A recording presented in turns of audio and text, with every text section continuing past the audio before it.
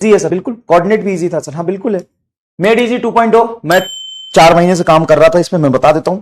4 महीने पे काम कर रहा था, मुश्किल काम था, पूरे को रिव्यू किया है और जहां पे एरर था वो एरर खत्म किया है, कुछ चीजें ऐड भी किया है ना। 40-50 पेज भरे हैं और जो सिलेबस से बाहर की चीजें थी उसको हटाया है। मतलब फिजिक्स मेड इजी में पहले 20-30 चैप्टर कम किया है, फिर उसमें 70-80 चैप्टर जोड़ा, पेज जोड़ा है और एररलेस और अच्छा। पहले जब लिखा था तो वो मेरे ही नोट शॉर्ट फॉर्म में पूरे थे, तो कहीं कहीं पे थोड़ा लैंग्वेज की कमी थी, उसके लैंग्वेज को भी ऐड किया है। डायग्राम बहुत जोरदार है, कंटेंट इतना है कि एक रैंडम मुझे यूट्यूब पे वीडियो मिला था जिसने बताया था कि उसने कुछ 680 के आसपास स्कोर किया है। उसने फिजिक्स मेड इजी में से पूरा नीट का पेपर मार्क करके डाल दिया। मैंने वो देखा वीडियो, रैंडम वीडियो मिला मुझे, मैं ना उसको नहीं जानता हूं, बिल्कुल भी नहीं जानता हूं, कसम से बोल रहा हूं। ऐसे ही स्क्रॉल कर रहा था तो उसने बोला कि पूरा पेपर फिजिक्स में डीजी से आया नीट 24 का। ये कैसे आया भाई? तो मैंने एक एक चीज उसका देखा।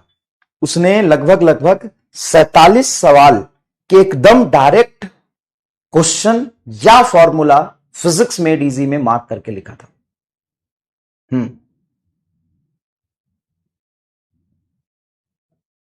डायरेक्ट, हाँ बिल्कुल मैंने भेजा था टेलीग्राम पे, बिल्कुल मैंने भेजा था, बिल्कुल मैंने भेजा था।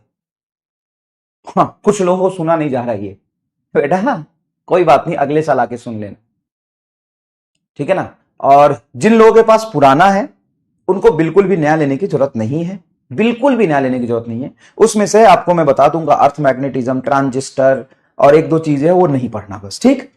और थोड़ा बहुत कहीं कहीं एरर है तो एरर तुम खुद ही समझ जाओगे कि यार क्लास में बैठ के नोट्स बना रहे हो तो तुम खुद ही समझ जाओगे, मैं खुद बता दूंगा आपको एरर, बस इतनी सी चीज है।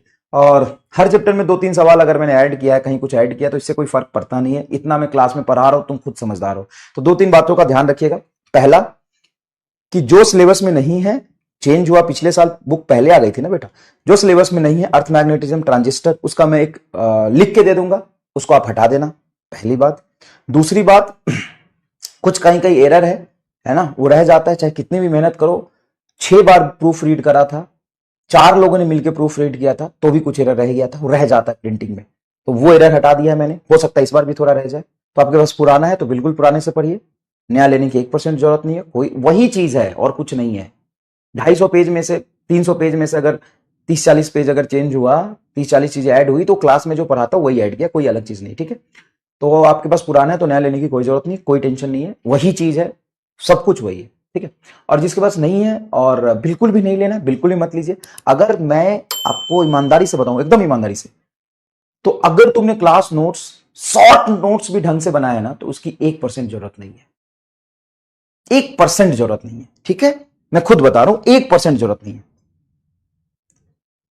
1% जरूरत नहीं है।